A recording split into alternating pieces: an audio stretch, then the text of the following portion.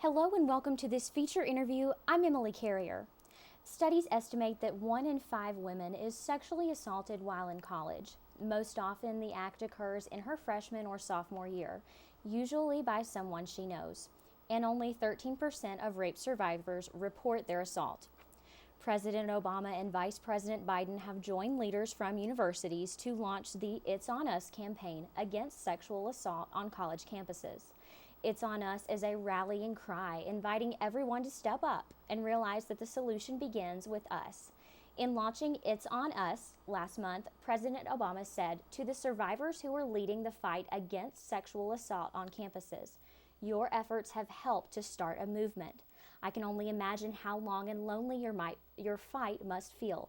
And that's why we're all here today, to say that it's not on you. It's not on your fight to wage alone. It's on us, all of us, to fight campus assault.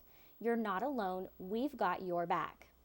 Leaders across the nation are joining the conversation. Leaders like Kerry Washington, Joel McHale, Kevin Love, the NCAA, Pac-12, Michigan State, Rutgers, Stanford, and now Emory and Henry College.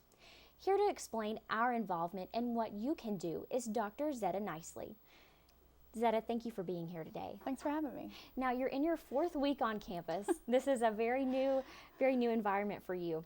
You are a new counselor in the PRC. Mm-hmm. How are you adjusting? I've been very busy. Yes. But in a good way. So I'm not quite moved into my office just yet. It looks sort of like I'm having a yard sale in there.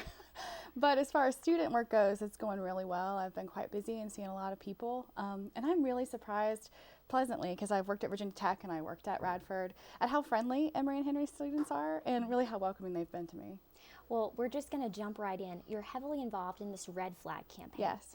Explain to me what that is. Well, the Red Flag campaign is a statewide movement. It really started on UVA and Virginia Tech campuses to really draw attention to dating violence and to raise attention about that.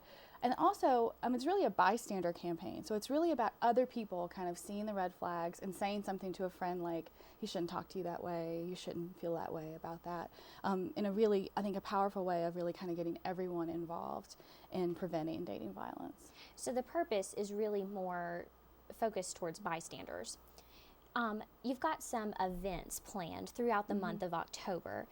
Explain some of those for me. Well, we kicked off at the beginning of the month with Wambui Batati.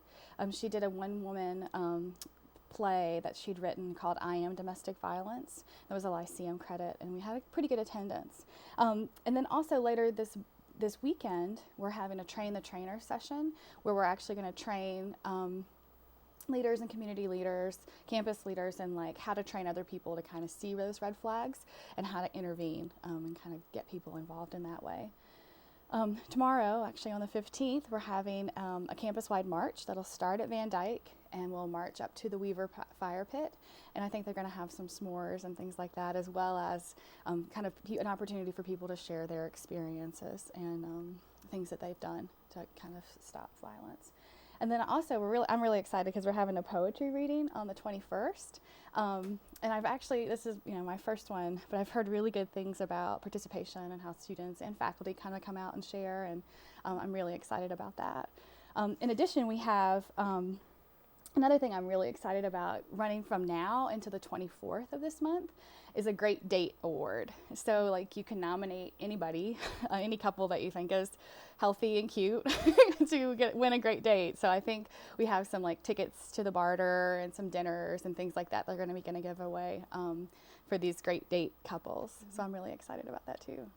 What are some of the reactions that you've seen so far to some of these Red Flag campaign events? I think that people seem really interested. I know, like I said, I'm new on campus, but I know that with the Step Up program, which I'm very new to, there's been a huge response. We've actually had far more reports through Student Life and through the PRC, because I think people are kind of stepping up and seeing their role. I think that what keeps domestic violence and dating violence alive is that people really look away from that. They see something that's disturbing, they see something that's out of line, they don't know how to intervene, and so they just kind of pretend it's not happening. And so what I think that this Red Flag campaign and the Step Up training is really doing is giving people a way to kind of stand up against that and say like, hey, you can't do that, or that's rape, and those kind of things that I think are increasing the campus cultural awareness of what's happening in that way. So Zetta, talk me through an appropriate way to report something. Say I see something just walking down the hall or walking through a dorm that doesn't seem quite right. What would be an appropriate way to report that? Well, I think there's a lot of different safe ways to do that. So I think that the Red Flag campaign would start by saying, approach that person if you have a relationship with them, to say like, hey, the way that your girlfriend talks to you is really unhealthy, or I think you deserve better than that. Those kind of interventions, just person to person. Also, all of our student life staff is really involved in this campaign as well. So maybe an RA, maybe your RD person, student life. I know one of the things that I talk a lot about since I got here with students is about Title IX. And are you familiar with that? A lot of people are not particularly familiar with Title IX, which is what we know on college campuses is that there may be several victims or survivors to one perpetrator.